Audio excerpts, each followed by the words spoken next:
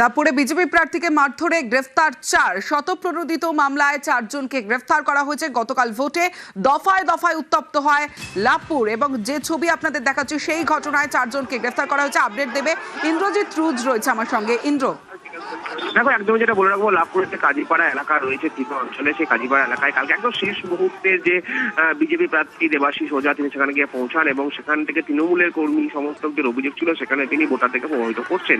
আর তারপরে তার গাড়ি ভাঙচুর, তাকে মারধর এবং তার যে রাজ্য পুলিশের যে সিকিউরিটি তাকেও কিন্তু মারধর করা হয়েছে বলে অভিযোগ করা হয়েছে এবং গাড়িতে ইট বৃষ্টি করা। এবং ঘটনাস্থল থেকেই এই কিন্নার থানার পুলিশ কিন্তু 4 জনকে গ্রেফতার করেছে এবং পুলিশ কিন্তু শতপ্রণোদিত মামলা রুজু করেছে এবং আরো বেশ কিছু ব্যক্তি যারা এই ঘটনার নেতৃত্ব দিয়েছে তাদের কিন্তু খোঁজ চালাচ্ছে। এবং স্থানীয় সূত্র মারফত বা বিজেপি থেকে দাবি করা হচ্ছে যে যে কর্মী যাদেরকে অ্যারেস্ট করা হয়েছে, যে 4 জনকে, তারা কিন্তু প্রত্যেকেই তৃণমূলের কর্মী এবং ওই এলাকায় তৃণমূলের তারা দায়িত্ব, বেশ কিছু জায়গায় দায়িত্ব রয়েছে এমনটাই কিন্তু জানাচ্ছে। এছাড়াও যারা ঘটনার নেতৃত্ব দিয়েছে, যেমন অঞ্চলের দায়িত্বে থাকা বেশ কিছু নেতা, তাদেরও খোঁজ চালাচ্ছে পুলিশ, যদিও এখনো তাদেরকে গ্রেপ্তার করা সম্ভব হয়নি। বেশ গাড়িতে কাছে 6 লাখ